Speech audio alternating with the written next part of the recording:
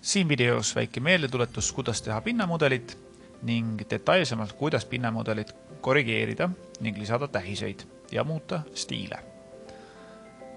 Olen avanud joonise koos geoalusega, milles olen siis välja selgitanud, millistest objektidest pinnamudelit teha. Loon pinnamudeli, Toolspace aknast parem klahv, Create Surface. Annan oma pinnamudelil nime. Ning valin stiili. Stiilid olid siis joonise põhised ning selles joonises on näha 5 pinnamudeli stiili ja valin siit esimese hooga kontuurid, punktid, kolmnurgad. Pinnamudeli koostan joonises olevatest punktidest, millel kõigil on olemas Z-koordinaat. Olemasolev pind, definition, drawing object, parem klahv add ning valin siis filtrist object type points ja valin kogu joonise sisu. Seejärel on näha, et siis paar punkti jääb valikust välja, kuna need on topelt ning on näha ka siis mõned probleemsed kohad.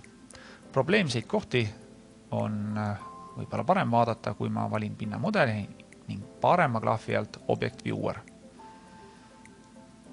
Keerates joonise 3D-sse näen siis paari punkti, mis on jäänud 0 kõrgusele. 0 kõrguste eemaldamiseks pinnamudelilt on meil võimalik kasutada siis pinnamudeli valimisel üleval ribonilt Surface Properties ning avanevas aknas Definition vahekaardil Build ning siin olevatest sätetest saame siis sisse lülitada Exclude Elevations Less Than ehk siis jätta välja kõrgused väiksemad kui. Samamoodi on võimalik kasutada funktsiooni Elevations Greater Than ehk siis suuremad kui. Funktsiooni kasutamiseks valin siit Yes ning kirjutan siia väikse numbri. Näiteks 1 meeter, mis tähendab, et siis kõik kõrgused, mis on väiksemad kui 1, jäävad pinnamudeli kalkuleerimisel arvutusest välja. Valides OK, palutakse teil pinnamudeli arvutust korrata ning on näha siis kohad, mis kohe pinnamudelil muutuvad. Vastavalt pinnamudeli stiilile, mis praegu on meil valitud siis kontuurid, punktid, kolmnurgad, on meil näha siis pinnamudeli kolmnurgad, siis on meil näha kontuurid, mis on siis rohelise ja pruunika värviga ning punased ristikesed, mis siis tähistavad pinnamudeli punktobjekte. Nüüd, kui esimene muudatus pinnamudelil on tehtud, ehk siis automaatselt on välja jäetud punktid, mis on madalamal kui 1 meeter, saame teha veel mõningaid täiendusi. Ja jällegi valin pinnamudeli ning ülevalt ribon menüüst otsin üles Edit Surface ning valikus on siis võimalus toimingud joonobjektidega ehk siis kolmnurga servadega ja punktidega. Et näiteks kui ma soovin nüüd mõnda punkti käsitsi siit eemaldada, siis zoomides joonisele lähemale on mul võimalik siit eemaldada mõni punktobjekt. Samamoodi on mul võimalik siis korrigeerida kolmnurkasid. Miks kolmnurki on vaja korrigeerida? See on siis vajalik selleks, et täpsustada, kuidas pinnamudelil kõrgused interpoleeritakse. Ja iga kolmnurk näitab siis, kuidas liiguvad nii-öelda sellel mudelil kõrgused punktist järgmisse punkti. Ja kui me vaatame siin nüüd 4 punkti, esimene, teine, kolmas, 4, siis kolmnurgad tekivad nende punktide vahele nii-öelda suvaliselt.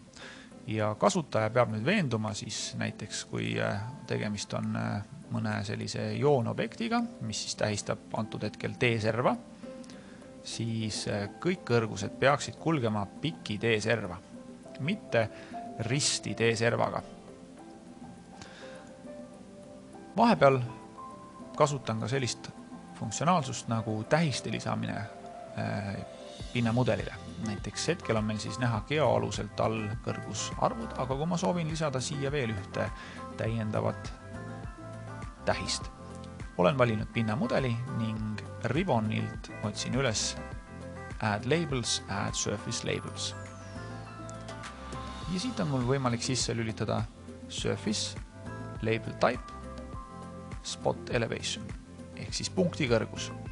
Ja kui mul oleks siin ka mingisuguseid stiile valida, siis ma saan siit määrata näiteks kas siis teksti ümarduse, värvi või muud parameetrid. Samuti ka tähis ehk siis marker. Hetkel ma neid ei muuda, valin Add ning näitan pinnamudelil koha, kuhu ma soovin seda punkti lisada. Kasutan siis Shifti ja parema hiireklahvi alt valikut Nearest ehk siis oleks mul võimalik valida piki tee serva sobiv koht, kuhu ma soovin punkti kõrgust lisada. Kuna käsk on aktiivne, võin seda toimingut korratada siis erinevates kohtades.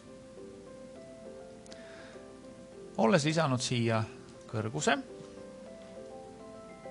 naasen tagasi pinnamudeli muutmise juurde. Valin uuesti pinna ning Ribbonil saan siis valida nüüd esimeste funktsioonide alt Swap Edge. Swap Edge võimaldab siis valida mul näiteks kolmnurga serva, mida ma soovin muuta.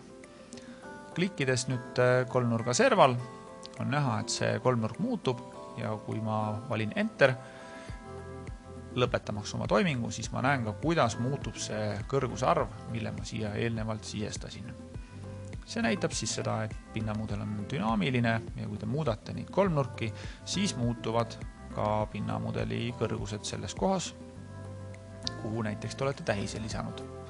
Samamoodi kuvatakse pinnamudelil ka sama kõrgusjooni, ehk siis sama kõrgusjooned ei ole mitte käsitsi tehtud, vaid tulevad pinnamudeli kolmnurkadest. Ja jällegi valides pinnamudel, veel kord Swap Edge, näiteks kui ma muudan nüüd mõnda kohta pinnamudelil, siis on ka näha, kuidas muutuvad samakõrgusjooned. Samakõrgusjoon tähistab siis kindlat konstantset kõrgust pinnamudelil. Need on siis mõned võimalused, kuidas muuta pinnamudelit nii-öelda kolmnurga serva või punkti alusel. Kui aga ma soovin nüüd täpsustada suuremat hulka kolmnurkasid, näiteks kui ma vaatan seda pinnamudelit 3D-s, siis on näha, et kus peaks meil olema tee, siis see tee on selline konarlik. Selleks, et need kolmnurgad nüüd oleksid natukene korrigeeritud selles piirkonnas, lisan ma pinnamudelile murdejooned ehk siis breakline'id. Valides pinnamudeli on mul taas võimalik Ribbonilt valida Add Data ning siit breaklines ehk siis murdejooned. Murdejooni on olemas erinevaid tüüpe, antud näites juhin tähelepanu just proximity breakline tüübile, mis on siis mõeldud kolmnurkade korrigeerimiseks nii-öelda horisontaalselt, ehk siis joon, mida ma kasutan pinnamudeli korrektuuri sisse viimiseks, ei ole õigel kõrgusel. Lisan siia kommentaari, näiteks T-serva jooned. Valin OK ning valin jooniselt, millised jooned ma soovin lisada pinnamudeli sisse nii-öelda siis korrektuuride tegemiseks. Kui objektid on kohakuti, näiteks nagu minul siin juhtub, siis kursori kõrval on näha ka selline spetsiaalne ikoon, mis siis avab akna Selection Cycling, mille te saate sisse välja lülitada Ctrl-V-d kasutades.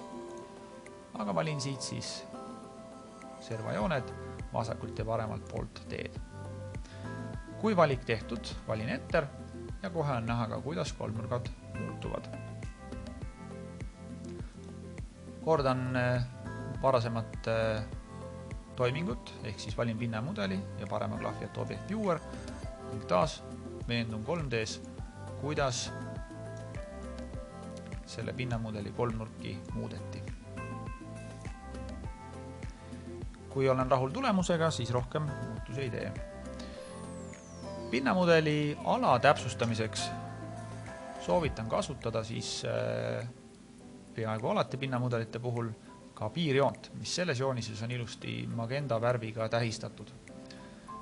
Valides pinnamudeli saate siis ülevalt ribbonil tähed data boundaries valida siit siis välimise piirjoone, valmis OK